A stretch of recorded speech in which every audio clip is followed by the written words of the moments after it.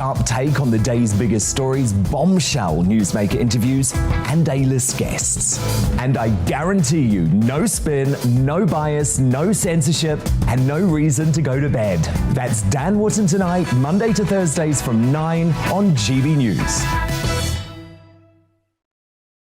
Hello there, I'm Eamon Holmes. And I'm Isabel Webster. And we hope you can join us for Breakfast with Eamon. And Isabel. You make me laugh out loud, belly laugh. Is that important first thing in the morning? Yeah, absolutely. And there's me trying to be deadly serious. News is a serious business. Yeah, I have to rein you in sometimes. Well, it doesn't stop us laughing at it. It doesn't stop us having an opinion on what's going on. Yeah. And it certainly will not stop us reflecting what you think. Weekdays from 6 to 9:30 on GB News.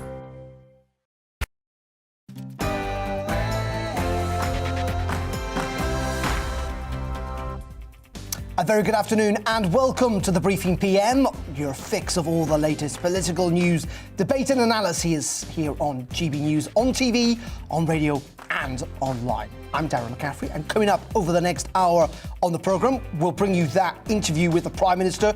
Extraordinary interview, the first time we've heard from him since Prime Minister's Question Time last week. A very apologetic Boris Johnson, but many questions still remain. Plus, GB News has commissioned exclusive polling on what people think about those controversies and the parties. We'll speak to Tom Harwood about the results. And as Dominic Cummings has claimed that the PM had advance warning of that number 10 boozy garden party, Prime Minister strongly denying it. We'll be getting reaction from the Conservative Party, where there are suggestions that more MPs may be submitting letters to the 1922 committee. And in Scotland, it's dropping most of its COVID restrictions from next week. We'll speak to an MSP on whether it's time for those north of the border to live with COVID. That and so much more. Get in touch. GBViews at gbnews.uk or tweet me at GBNews. We're on between 3 and 4. But first, at the top of the hour, the news with Rosie Wright.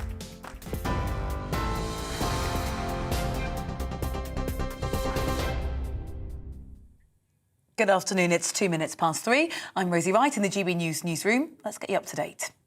Boris Johnson has denied lying to Parliament, insisting he believed a gathering in Number 10's garden during lockdown was a work event. His former chief advisor, though, Dominic Cummings, says he's prepared to swear under oath that the Prime Minister lied to MPs when he said he didn't know beforehand about the garden party in May 2020. Well, during a visit to a North London hospital, the Prime Minister said he regrets the drinks event in Number 10.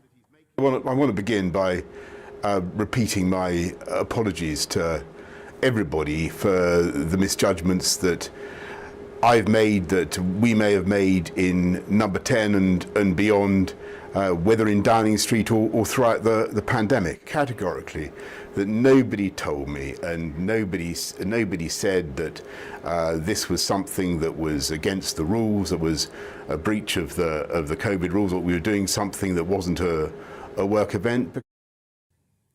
The COVID restrictions introduced in Scotland on Boxing Day will all be lifted next week. The First Minister, Nicola Sturgeon, announced that from Monday, nightclubs can reopen and there'll be no limits on the number of people who can go to indoor events.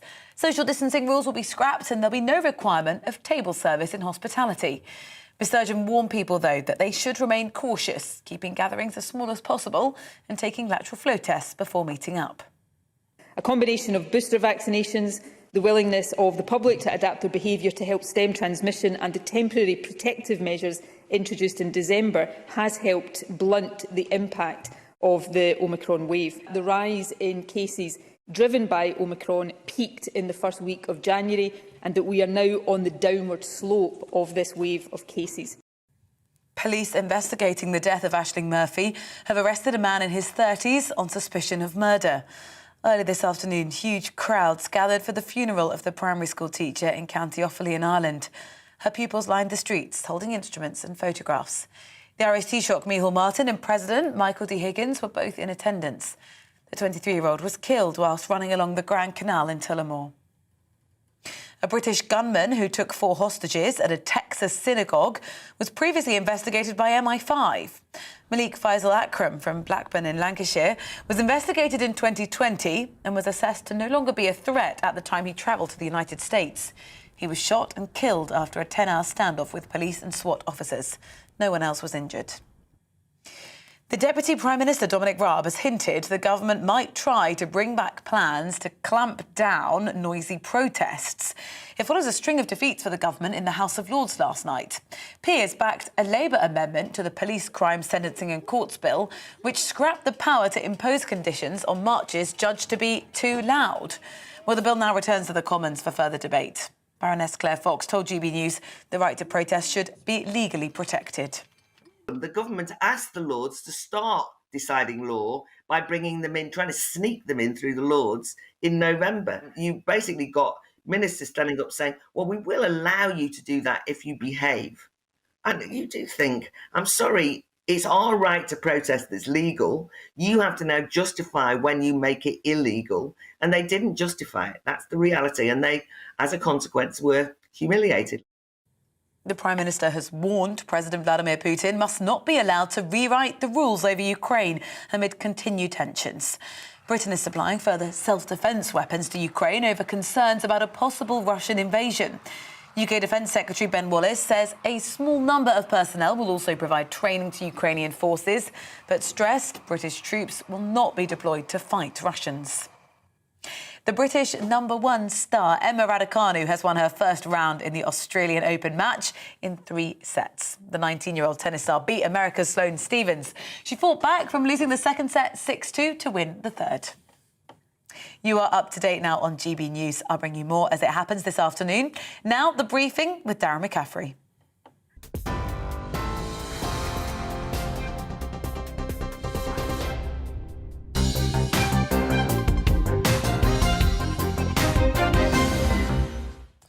Yeah, very good afternoon. Welcome to the programme on this Tuesday. It is 6 minutes past 3 o'clock. So in the past hour or so, we've had another dramatic twist in the Downing Street Partygate row, with Boris Johnson saying that no one had told him that the Number 10 Garden Party during lockdown was against the rules. It comes, of course, after his former chief advisor, Dominic Cummings, had accused the Prime Minister of lying to Parliament about the event. Cummings says he's prepared to swear on oath that he and others had warned the Prime Minister not to go ahead with the party. Well, let's talk, first of all, to Tom Harwood, our political correspondent in the studio. We're going to play that extraordinary interview with the Prime Minister in just a couple of minutes' time. If you've not seen it, you really should, and stay with us for that. First of all, Tom, just bring us up to date where we are now. We've heard from the Prime Minister for the first time in, nearly a week. And there still is rumours at Westminster of more discontent within the Conservative Party. There certainly is. And of course, MPs came back yesterday after a weekend away, seeing their constituency offices, seeing the members of their association, getting a feel for what the mood was in their constituencies. And for many MPs, that has not been a particularly pleasant experience. Many people worried about those local elections that are coming up in a few months' time on the 5th of May. And many Conservative MPs who haven't been through the bumps of politics for all that long, and remember there are over 100 Conservative MPs for whom this is their first time in Parliament, for whom being significantly behind in the polls is a relatively new feeling. Well, those people are getting really quite jittery, and we've been looking at sort of how the Prime Minister has been responding to this. Of course, when this allegation of the Prime Minister himself being at that drinks event in May 2020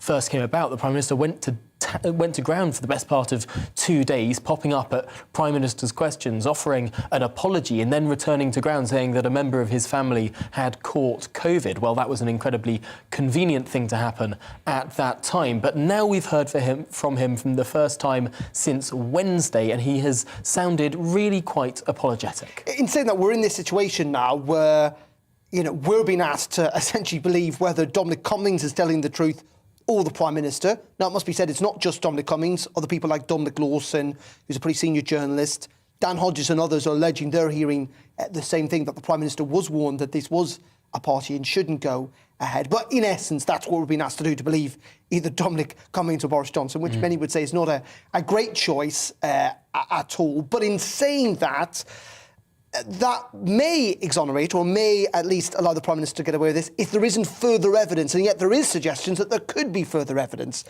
essentially against what the Prime Minister's claiming. This is exactly the problem for the Prime Minister. He's on a tightrope here. I think he's got a path to survival if it is, as you say, just Boris Johnson's word against Dominic Cummings' word, neither of whom are held in particularly high regard in the country at large or indeed in Parliament at the moment. However, if there is that smoking gun, if there's an email, a piece of evidence that could come forward, that makes Boris Johnson's position very, very difficult. Of course, we heard from the Deputy Prime Minister this morning on the radio that if you mislead Parliament, ordinarily that is a resigning offence. Which the Chancellor essentially reiterated at lunchtime as well. Exactly, and now if Boris Johnson is proved to have misled Parliament with hard evidence, with an email or something like that, his position would become very difficult. However, if it's just words versus words, there's a path, there's a way out here for the Prime Minister. Indeed, fascinating stuff. Do get in touch. GBviews at gbnews.uk. You can tweet us at GBnews. Very keen for your thoughts on this. We promised we're going to bring you this interview now in full from the Prime Minister at lunchtime. Beth Rigby, the Sky political editor, was asking the questions. It's a fascinating interview. Prime Minister clearly very apologetic, but also at times very uncomfortable. Let's have a watch. Everybody for the misjudgments that I've made, that we may have made in Number 10 and beyond, whether in Downing Street or throughout the pandemic. And I do know how infuriating it must be for people up and down the country in view of the huge sacrifices that people have made, the way that they've kept discipline, the way they've followed the rules, followed the guidance, done the right thing, to think that that didn't happen in Number 10 Downing Street. So I want to just say to you on that point, nobody told me that what we were doing was, as you say, against the rules, that the event in question was something that we were going to do something that wasn't a work event. And, as I said in the House of Commons, when I went out into that garden, I thought that I was attending a work event. I think it's very important that we see what Sue Gray, see what the inquiry has to say. I will be coming back to the House of Commons as soon as it's reported, or as soon as I can after it's reported, and I'll be telling people more. Okay, just to be clear then, you're saying that Dominic Cummings is lying and his version of events is not true. I just repeat, I'm deeply sorry for mistakes that were made. Are you saying that he's lying and his version of events? It's very important. Viewers will want to know, the public will want to know, MPs will want to know. Of course. He's on the record saying under oath, you are lying, that you were warned about this event and you went ahead anyway, that you knew. I can tell you categorically that nobody told me and nobody said that this was something that was against the rules, that was a breach of the COVID rules, or we were doing something that wasn't a work event, because frankly I don't think, I can't imagine why on earth it would have gone ahead or why it would have been allowed to go ahead. My memory of this event, as I've said, is going out into the garden for about 25 minutes for what I implicitly thought was a work event, and talking to staff, thanking staff. I can't remember exactly how many, but for about 25 minutes I was there. I then went back to my office and continued my work. I do humbly apologise to people for misjudgments that were made, but that is the very, very best of my recollection about this event. That's what I've said to the inquiry. We'll have to see what they say. Dominic Lawson wrote in the Sunday Times that as well you had been told by two officials it was a party and should be cancelled. You were dismissive. He writes, you said they were overreacting, said Martin Reynolds was your loyal Labrador. Is that also untrue? Well, I've told you, and I repeat, I'm deeply sorry for misjudgments that were made. Misjudgments? And yes, because ultimately, because it seems like you're trying Beth, to pass the buck and blame on I carry full responsibility for what took place. But nobody told me. I'm absolutely categorical about this. Nobody said to me, this is an event that is against the rules that is in breach of what we're asking everybody else to do should not go ahead. What I remember is going out into that garden for a short time and 25 minutes or so, thanking staff who'd worked on COVID, who were continuing to work on COVID, and then going back to my office. And all I can say is, you know, in retrospect, as I said to the House of Commons, Beth, you know, if I had my time again, I would not have allowed things to have developed in that way. And when I went out into that garden, yes, I should probably have told people, I should have looked around and said, well, we've got to go back indoors, or this isn't the right way to do things. But, and I apologise for that. But I hope that people will understand the circumstances we were operating in. But I've just got to ask people to wait for Sue Gray to report. So can I just be clear? So just so we're really clear on the record what you're saying about all of these allegations, no one verbally warned you at any point, and you neither saw nor was told about any email from Martin Reynolds about this Bring Your Own Booze party, or that anyone around you in your office or any advisors raised this with you? I can categorically tell you that I never saw I've seen the email, the Martin Reynolds, the email of invitation. Clearly, that was not phrased in a way that was right. After the event. Yeah, I only saw it the other day. I mean, I saw it, you know, when it emerged. I think it was a few days ago. Thomas was your closest advisor, and he said he verbally warned you about this. Is he lying? I can't believe that we would have gone ahead with an event that people were saying was against the rules or against what we were asking people to do. And nobody warned me that it was against the rules. I'm absolutely categorical about that, because I would remember that. Okay. So if Sue Gray uncovers a different version of events and it emerges you did mislead Parliament, will you resign? We'll have to see what she says, and I think that she should be given the space to get on and conclude her inquiry. And I would urge everybody who has knowledge of this and understand, you know, memories of this, to tell her what they know. So you'd like her to interview Dominic Cummings? You know, it's not for me to decide who she's got to interview, but I think everybody who has memories of these events should tell her what they know. If it emerges you've misled Parliament, will you resign? Well, let's see what the report says. Your Chancellor said today that the ministerial code is clear on these matters when asked if you should resign if you lied to Parliament. In principle, should a Prime Minister stay in office if it emerges that he misled Parliament? Well, I think we need to see what the report says, Beth, and with greatest possible respect to you and to all our viewers, I think we need to. We can't anticipate what the conclusion of this inquiry will be. You must be worried you're going to lose your job.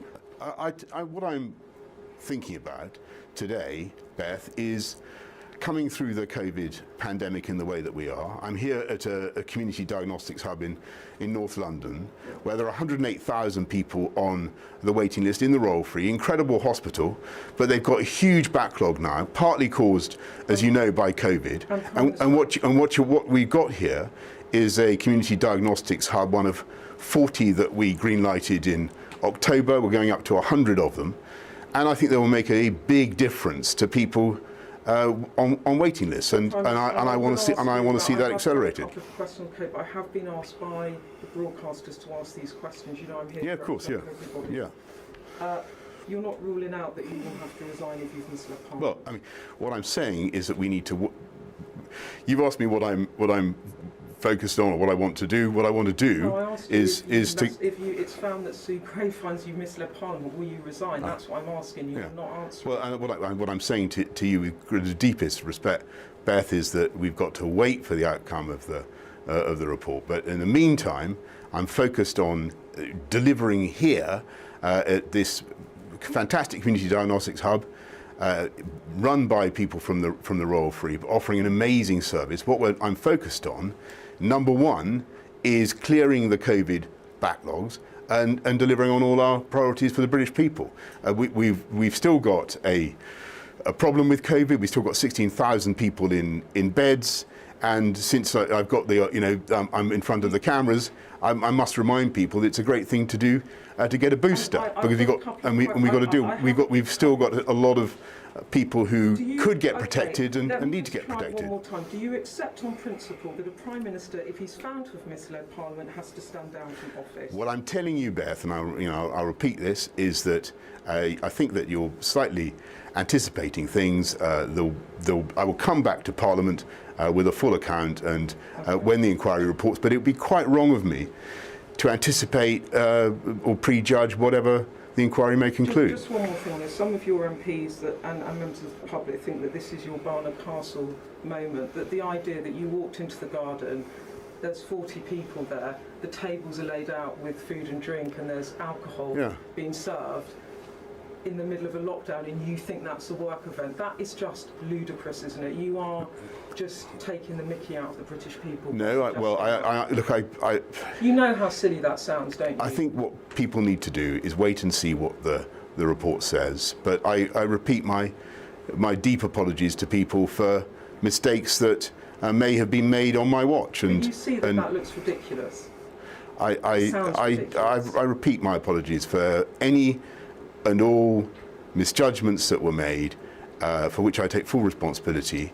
But I think people do need to wait and see the conclusion of the report, and I will draw the necessary consequences and conclusions, and come back to the House. Okay, I've got one final thing on this before we move to COVID.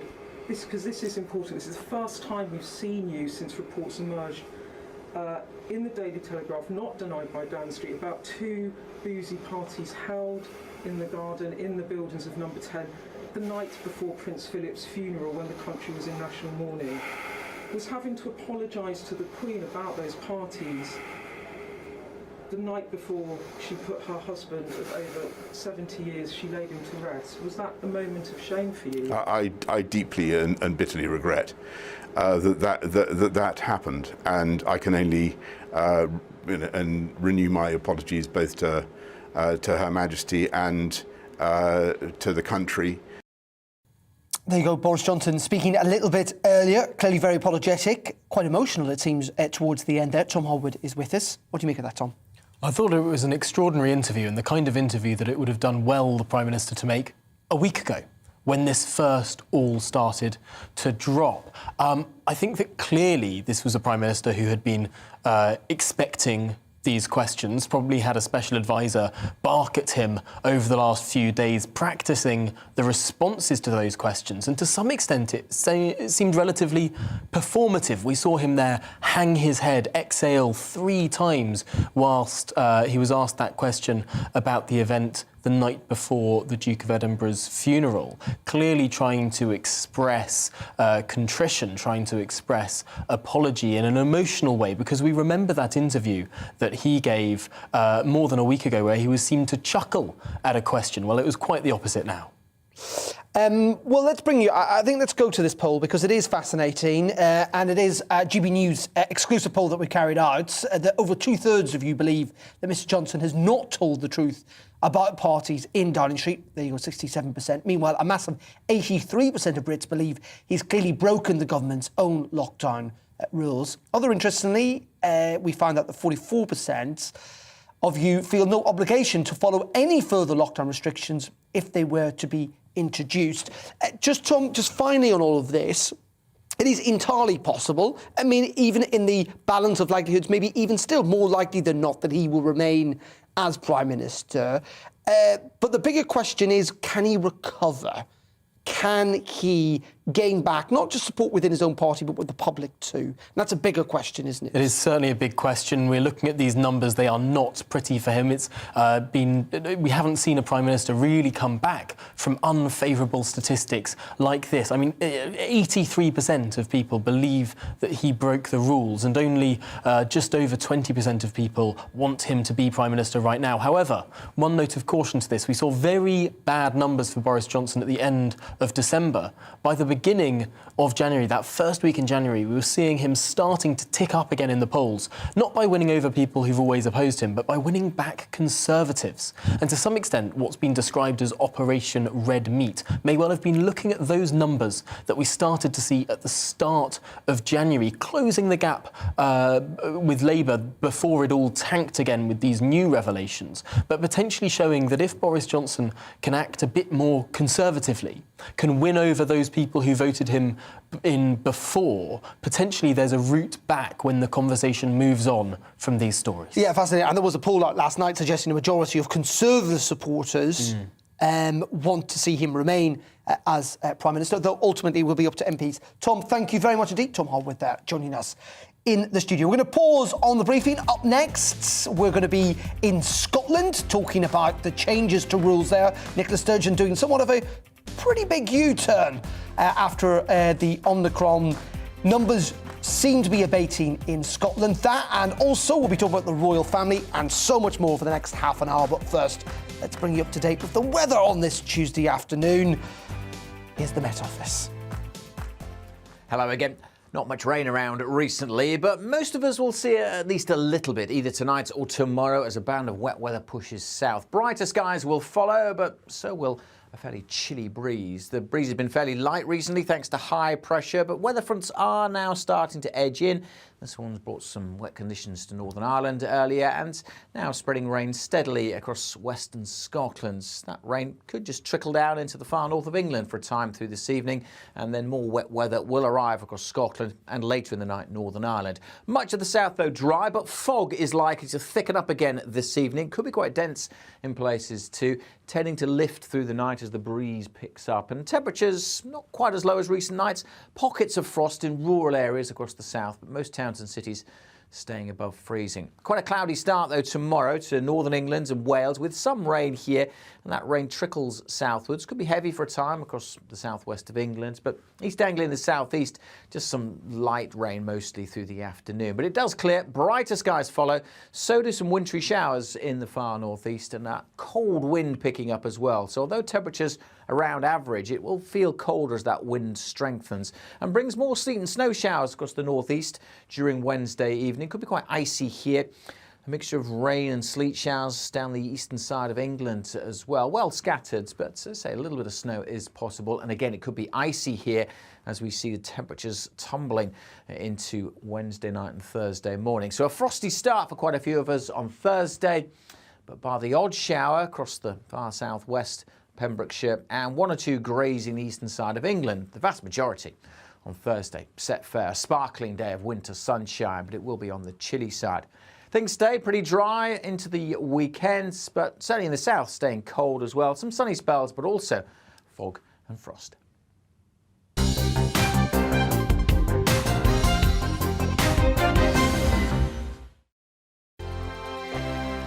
Hello there, I'm Eamon. And I'm Isabel. And you're watching the GB News digital stream across the United Kingdom. And around the world. If you're here in the UK, you can also watch us on your TV screen. GB News is Freeview channel 236. On Sky, we're channel 515. 626 on Virgin Media. Just remember, you might need to retune your TV to watch the channel. Yeah, and if you are doing that, find out more about retuning by going to gbnews.uk.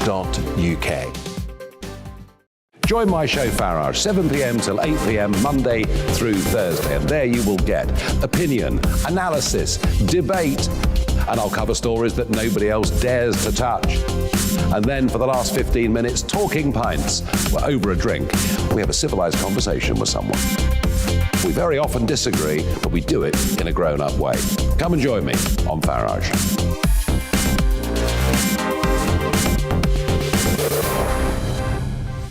I'm Dan Wootton. Join me Monday to Thursday from 9 to 11 for the feistiest and most fun news debate on TV, where free speech reigns. I'll bring you a sharp take on the day's biggest stories, bombshell newsmaker interviews, and A-list guests.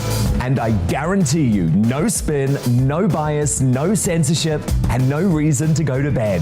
That's Dan Wootton tonight, Monday to Thursdays from 9 on GB News.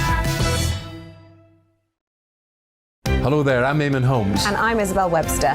And we hope you can join us for Breakfast with Eamon. And Isabel. You make me laugh out loud, belly laugh. Is that important first thing in the morning? Yeah, absolutely. And there's me trying to be deadly serious. News is a serious business. Yeah, I have to rein you in sometimes. Well, it doesn't stop us laughing at it. It doesn't stop us having an opinion on what's going on. Yeah. And it certainly will not stop us reflecting what you think. Weekdays from 6 to 9:30 on GB News. My name is Andrew Doyle. Join me every Sunday evening at 7 p.m. for Free Speech Nation. This is a show where we address current affairs and news stories of the week with the help of two wonderful comedian panellists. I brought in comics because I want to give it a lighter edge, and also they work for less. See you there.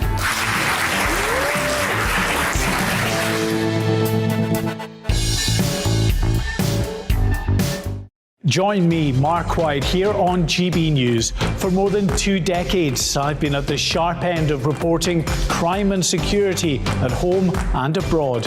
From the scourge of terrorism to the fight against violent crime and the deepening small boats crisis in the Channel, they're issues you rightly care about, and so do I. As GB News Home and Security Editor, my focus will be on the stories that matter to you.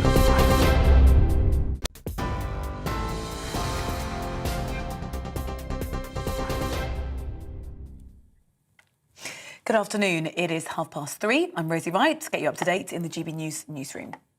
Boris Johnson has categorically denied lying to Parliament, insisting he believed a gathering in Number 10's garden during lockdown was a work event. During a visit to a North London hospital, the Prime Minister said, "I am deeply sorry for misjudgments that were made. I carry full responsibility for what took place." His former chief advisor, Dominic Cummings, says he's prepared to swear under oath that the Prime Minister lied to MPs when he said he didn't know beforehand about the garden party in May 2020. The British gunman who took 4 people hostage at a synagogue in Texas was known to MI5. Malik Faisal Akram from Blackburn in Lancashire was investigated in 2020 and was assessed to no longer be a threat at the time he travelled to the United States. He was shot and killed after a 10-hour standoff with police and SWAT officers. No one else was injured. Police investigating the death of Aisling Murphy have arrested a man in his 30s on suspicion of murder. Huge crowds gathered today for the funeral of the primary school teacher in County Offaly in Ireland. Her pupils lined the streets, holding instruments and photographs. The Irish Taoiseach Micheál Martin and President Michael D. Higgins were both in attendance. The 23-year-old was killed while running alone along the Grand Canal in Tullamore. COVID restrictions in Scotland, introduced on Boxing Day, will be lifted next week. First Minister Nicola Sturgeon announced that from Monday, nightclubs can reopen and there'll be no limits on the number of people who can go to indoor events. Social distancing rules will be scrapped and there'll be no requirement of table service in hospitality. Ms Sturgeon, though, warned people that they should remain cautious, keeping gatherings as small as possible and taking lateral flow tests before meeting up. You are up to date here on GB News. We're on your TV, online and DAB Plus radio. Now let's head back to the briefing with Darren McCaffrey.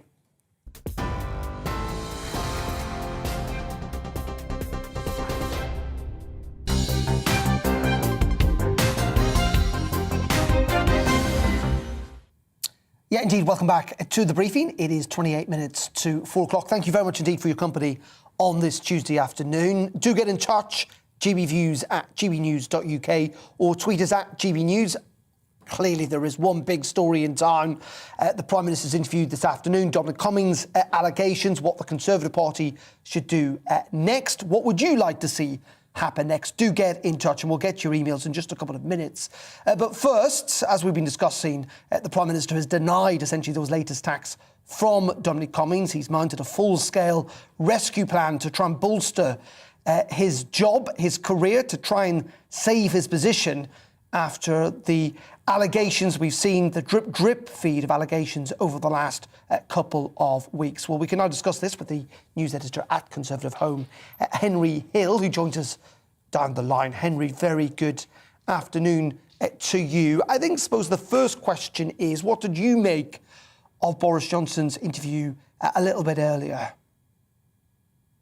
I mean, the government's holding position is essentially to hope that they can weather the Sue Gray report and that there will not be sufficient momentum amongst Conservative MPs to get rid of him immediately, and that will buy him the space to recover. But the lines being offered by the Prime Minister are extraordinarily thin. You know, this most recent one is that he will resign if he misled Parliament, but only if he knowingly misled Parliament. Well, you know, the definition of the word knowingly is that he will already know whether he did that. That's not something that Sue Gray's report can tell us. So it really is remarkable to see the Prime Minister's defence effectively being that he simply had no idea what was going on, which is in itself not a great position to be in as Prime Minister. And there's also an obvious tension between the phrase, I take full responsibility for what happened, and other people are going to pay the price for what happened. And yet, if you read about Operation Save Big Dog or whatever they're calling it, it does seem to be that dismissing other members of the Downing Street operation is central to his plan to save his job. This afternoon, there's some lobby hacks in Westminster, some reporters there suggesting that there's been a meeting of MPs from the 2019 intake who may well be putting letters in to the 1922 committee. Have you heard anything along those lines, or what's your sense of where Conservative MPs are at in all of this? So yeah, I've seen those reports as well. It wouldn't surprise me. I've not spoken to any MPs from the 29 intake specifically, but broadly speaking, I think the thing that's most concerning for Conservative MPs, they're caught in a vice really, because on the one hand, not only is this story very bad and it's kind of destroyed Boris Johnson's personal ratings and thus the government's ratings, and the whole reason he was Prime Minister is because he had that unique ability to connect to the electorate. But also, we simply have no idea when this story is going to stop. They hoped that it would be done over Christmas and that the government could start pivoting back onto its agenda in January. Now we're sort of coming up to 2/3 of the way through January. We're still neck deep in this story. We don't know when the next email, photograph, whatever, is going to come out. So that's deeply problematic. But the other side of the vice, if you like, for Conservative MPs is simply the fact that this is a very, very bad time to have a Conservative leadership contest, because the mechanics and the procedure for that are quite drawn out. And the last thing you want if you're about to sail into a cost of living crisis, an energy crisis, is to have your Chancellor and other senior members of the government off stumping to Conservative associations when they should be focusing on the day job. I think the reason that people were originally talking about waiting until after the local elections is not just because they would be a good test of the Prime Minister's popularity, but also simply because summer is the best time to have a contest. So they're in a really tricky spot at the moment. In saying that, aside from what MPs think, what do your members or Conservative supporters, I should say, think about this? There was a poll out last night effectively saying lots of them didn't believe Boris Johnson on this, but they still wanted him to be Prime Minister. And there is a section of the public out there, maybe quite a large section of the public, who think that we should be focusing on other things in the media. They're bored to death about hearing about this subject, and they still want Boris Johnson to continue on, almost irrespective of what has happened in Number 10 over the last 18 months to 2 years.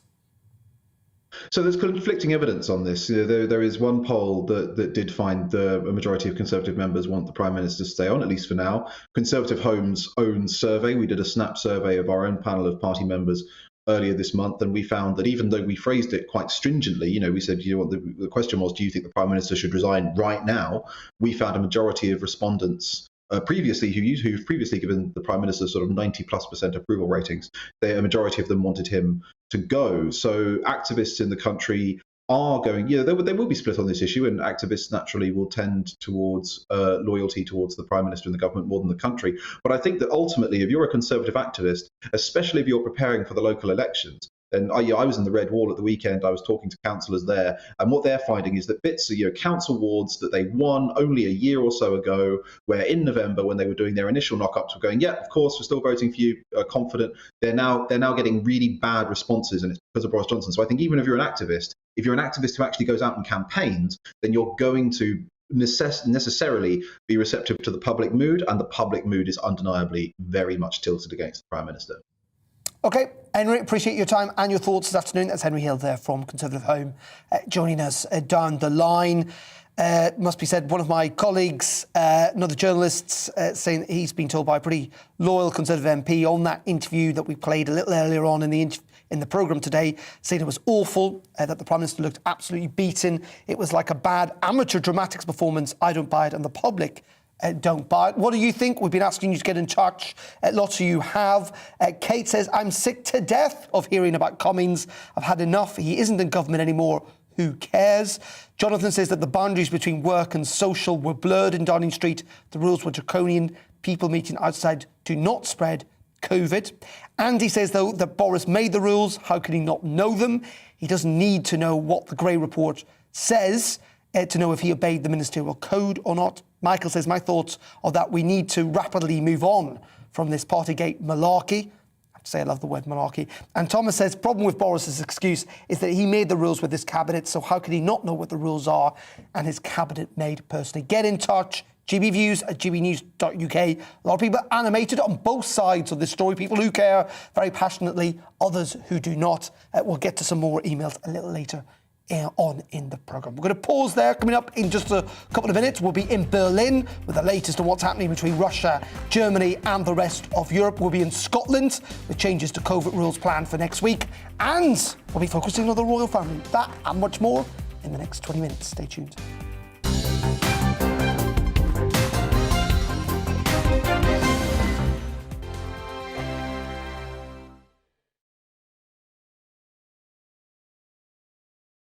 Hello there, I'm Eamon. And I'm Isabel. And you're watching the GB News digital stream across the United Kingdom. And around the world.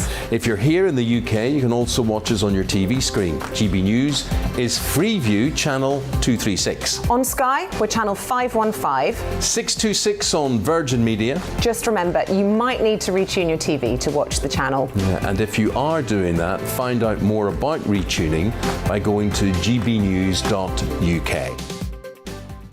Join my show Farage, 7 p.m. till 8 p.m. Monday through Thursday. And there you will get opinion, analysis, debate, and I'll cover stories that nobody else dares to touch. And then for the last 15 minutes, talking pints. We're over a drink. We have a civilized conversation with someone. We very often disagree, but we do it in a grown-up way. Come and join me on Farage.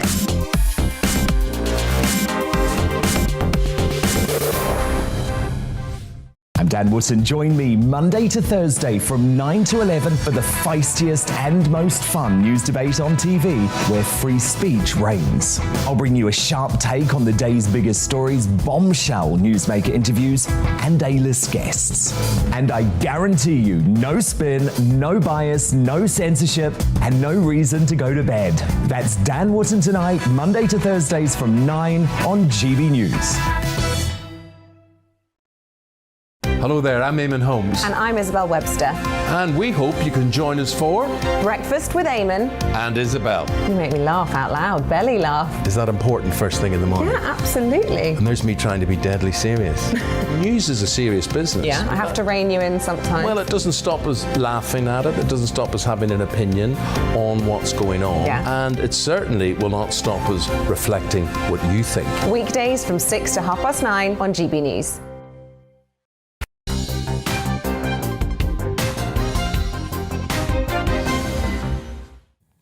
Very welcome back to the briefing here on GB News, 18 minutes to 4 o'clock. Thank you for joining us. Now, Germany is headed for its second recession of the pandemic after the emergence of the virus's Omicron strain. Europe's largest economy shrank by 0.5% to 1% in the final quarter of 2021, according to an estimate released by the Federal Statistics Office. It comes as there is another enormous issue in Europe. That is, of course, the situation with Russia, potentially about to invade Ukraine.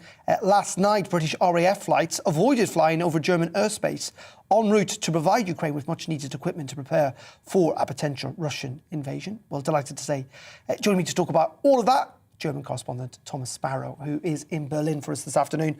Thomas, thank you again for joining us. First of all, just talk to us about the COVID situation in Germany, if you can. My understanding is they've not necessarily seen this enormous explosion in cases that we have here in the UK or indeed in France and elsewhere, but the cases are now starting to tick up. Is that right? That is indeed right. So the increase here in Germany has not been as marked as you saw in the UK or in other countries like France, but Germany has indeed seen in the last few days, yet again, record numbers of infections, in particular because of the Omicron variant, and that has prompted, yet again, concerns among health officials about what all this means in the next few days and weeks. However, the government has stressed that some of the measures that have been put in place, not only now, but also in the past few months to deal with the Delta variant, have indeed helped Germany not have those high infection numbers that we saw in other European countries. It's important to stress, however, that Germany does have rather strict restrictions still in place. So not only public gatherings, but also private gatherings. And this is something that is likely to continue, with German officials stressing only in the last few days that there's no need to relax any restrictions just now. Let's move on to Russia if we can. clearly there is massive concerns about what's happening, potential invasion of Ukraine. The UK's RAF flights very deliberately avoiding German airspace last night. Do we know why? It's still actually unclear what the reason was. I was reading earlier reports stating that German officials had pointed out that it was not related to any flying permits. However, it is still unclear what the actual reason might have been. But this issue, nevertheless, does highlight a very different approach when it comes to the German stance on Ukraine and, let's say, the UK stance on Ukraine. Germany has stressed on various occasions that it is not going to hand defensive weapons to Ukraine, and it has stated time and time again, today again, Germany's Foreign Minister Annalena Baerbock in Moscow and yesterday in Kiev, stating that according to Germany, the German view is that diplomacy is the only way out. And what Germany wants to do now to try and help solve the situation between Russia and Ukraine is basically dialogue. There's something called the Normandy format, which was in place for a long time under Angela Merkel's leadership. Now, Olaf Scholz, the new German Chancellor, wants to restart that Normandy format, which is basically a dialogue format in which both Russia and Ukraine are there, as well as Germany and France. So it'll be interesting to see how exactly that develops in the next few days, in the next few weeks, and when a possible meeting under this Normandy format is. The German government has stressed that they are not going to hand any defensive weapons to Ukraine. OK, Thomas, appreciate your thoughts. Big, important issues there. That's Thomas Barros joining us from Berlin. Should say in the last actually couple of minutes, the CDU, the former governing party in Germany, have written a letter to the Chancellor accusing Germany of the current government of damaging Germany's standing and undermining NATO with its non-committal position, as Thomas was spelling out, on sanctions against Russia if it does attack Ukraine. It says that Germany's refusal to send weapons to Ukraine is no longer tenable. So clearly divisions there in Germany on that issue. Let's move now to Scotland, however, where the First Minister, Nicola Sturgeon, has announced that all post-Christmas COVID restrictions will be dropped from next week. Let's speak to Davy Donaldson. He is our Scotland reporter and joins us down the line. Davy, just spell out what Nicola Sturgeon's been telling the Scottish Parliament in the last hour or so. Yeah, basically what she said was exactly what you just said there, that, you know, come Monday, those restrictions during Omicron will be dropped. So that's going to be great news for hospitality venues. Have obviously struggled. They've had to have table service, which is far from ideal, and that was restricted to 3 households per table. So that's going to go by the wayside now. You'll be able to return to the bar and prop it up if you so desire. And obviously the other thing that does remain, though, is the track and trace. So people still have to do that, and I suppose is pretty obvious. Nightclubs reopening as well. That will come as a huge boost to them. Obviously, they had to close during the festive season. That would have been a huge loss of income. She has remained said you need to keep some restrictions in place in terms of things like face coverings on public transport. So that's certainly something that will remain in place. Social distancing's gone by the wayside. No longer have to do that. Obviously, the outdoor events, sporting events. We had Celtic Hibs here yesterday up in Scotland. So that was again. That's obviously changed as well. Now you just have to have 50% of the people checked in terms of the passport scheme for that. So and there's a whole pile of games on tonight as well in Scotland. So that process will be in place for that. But yeah, it's certainly positive news. She did warn that there could be a rise in infections with people returning to work and returning to school. And I think what she's trying to do as well, what she did say, was to make sure it's a sort of phased return to work. So maybe, you know, going in a couple of days a week to the office and doing the rest of the week from home.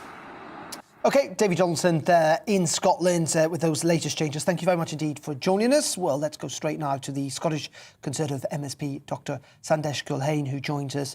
Sandesh, thank you very much indeed for joining us. First of all, what's your response to these decisions made by Nicola Sturgeon today?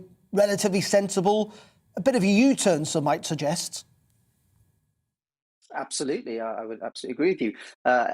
I welcome the news that we have, that she's following the advice that we have given her and said, please, would you move and reduce the restrictions? But there's a few areas that I think that we do need to talk about and see why is it she's not continuing to do this. So let's talk about vaccine passports. Why are we continuing this dud scheme? It's time that the First Minister thinks about it and scraps it. It simply doesn't do what it's supposed to do, and it's just affecting people who are choosing to not get vaccinated because of it. It's causing people a great deal of upset. It's bad for business, and it puts unnecessary burdens on businesses. So let's get rid of the vaccine passport. It's absolutely let's move. And the other thing. Carry on. Sorry. So the other thing that we can look at is this the talk that we just had there was about going to work. Now, what I think we should do is trust the Scottish people. We should trust the Scottish people that if they want to work from home, if they're able to work from home, they should. But it should be up to the people what they choose to do. So whatever the people think is most important to them, that's what they should do and do nothing to jeopardise it. And so we need Nicola Sturgeon to start trusting the Scottish people more. The Liberal Democrats today on a different issue in Scotland are urging Parliament to essentially call for Boris Johnson to resign. Is that something that you in the Scottish Conservative Party would be keen to support? The Scottish Parliament should not be making statements that are outside of the devolved nation. It's very simple. We're here to do the best for the people of Scotland. We're here to ensure that the SNP is held to account. And we ensure that the people that are making the decisions do so in a manner which is fit. Now, if we look at some of the decisions that have been made here, we've seen that the Nicola Sturgeon's been told that she didn't give data that she should have done. She's been misleading.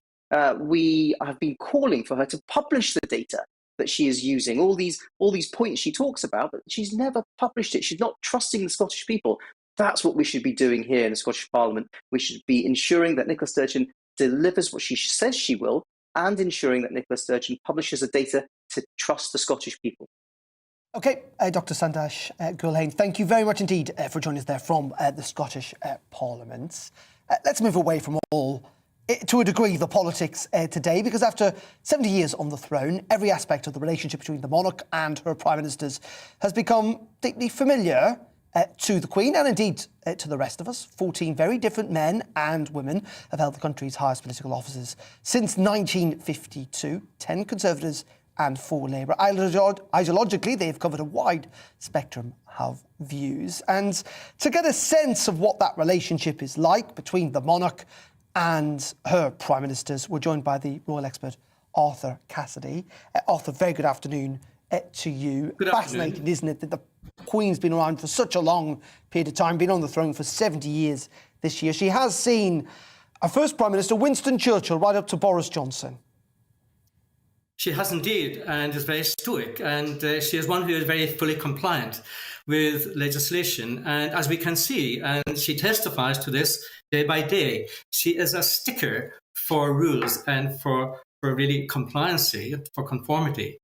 And we can see this because she doesn't suffer fools gladly. I mean, the monarch did not particularly like, Ted Heath and Margaret Thatcher, but she did like Harold Wilson. And she doesn't like some of these other people, these other prime ministers, because of past hostilities to the Commonwealth. So she can become indignant, but she is a very, very private individual. Indeed, but she still maintains, doesn't she, that weekly meeting with whoever the Prime Minister is. And one can be left to no doubt the most recent one, or the one I think that might be happening this afternoon, will be with Boris Johnson, given the fact that he's had to publicly apologise to her for those revelations about parties in Downing Street on the eve of her husband's funeral. She would be very forgiving and understanding. She does have huge empathy. But the Queen is one who is his boss, but she would expect him not to be the leader that he has been, and one who would adhere to the rules that he creates and his parliament. After all, she is his boss, and she could take further action. She does have reserve powers, remember, and she could do this. But what we have to remember is that Boris Johnson does have to now show his authentic self as a political leader with political integrity, but also to lead his parliament. And to do this, he has got to be seen to demonstrate vigilance, and huge vigilance, where decision-making is going to affect the constitution, but also the electorate and the people of the UK. And just very finally, Arthur, you touched upon it there, didn't you? 70 years on the throne, from Churchill to Boris Johnson. Do we know who her favourite was? I know you talked about Harold Wilson. Do we know, out of all the 14 men and women, who she most really preferred and liked? The Queen is extremely private. We know that, and all political commentators do know that.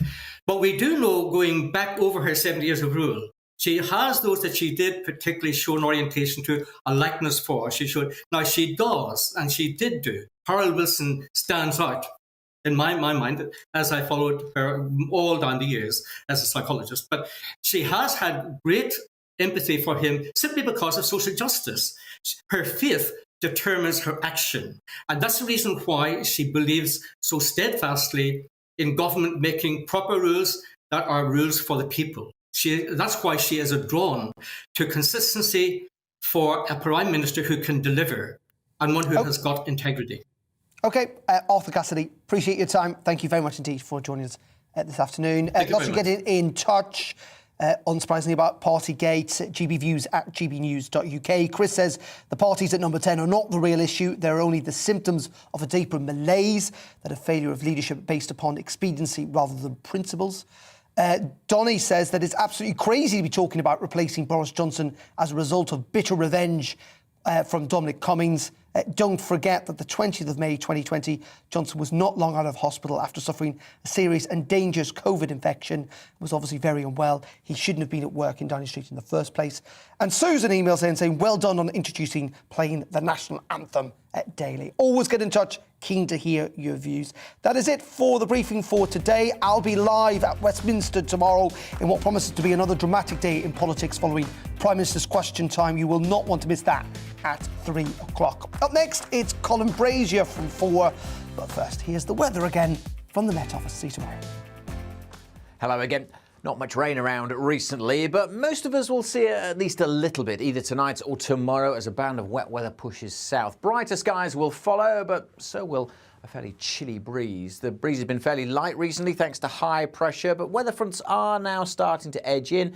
This one's brought some wet conditions to Northern Ireland earlier and now spreading rain steadily across western Scotland. That rain could just trickle down into the far north of England for a time through this evening, and then more wet weather will arrive across Scotland and later in the night Northern Ireland. Much of the south, though, dry, but fog is likely to thicken up again this evening. Could be quite dense in places too, tending to lift through the night as the breeze picks up. And temperatures not quite as low as recent nights. Pockets of frost in rural areas across the south, but most towns and cities staying above freezing. Quite a cloudy start, though, tomorrow to northern England and Wales, with some rain here, and that rain trickles southwards. Could be heavy for a time across the southwest of England, but East Anglia and the southeast, just some light rain mostly through the afternoon. But it does clear, brighter skies follow, so do some wintry showers in the far northeast, and that cold wind picking up as well. So although temperatures around average, it will feel colder as that wind strengthens and brings more sleet and snow showers across the northeast during Wednesday evening. Could be quite icy here. A mixture of rain and sleet showers down the eastern side of England as well. Well scattered, but as I say, a little bit of snow is possible. And again, it could be icy here as we see the temperatures tumbling into Wednesday night and Thursday morning. So a frosty start for quite a few of us on Thursday, but by the odd shower across the far southwest, Pembrokeshire, and 1 or 2 grazing the eastern side of England, the vast majority on Thursday. Set fair, a sparkling day of winter sunshine, but it will be on the chilly side. Things stay pretty dry into the weekends, but certainly in the south staying cold as well. Some sunny spells, but also fog and frost.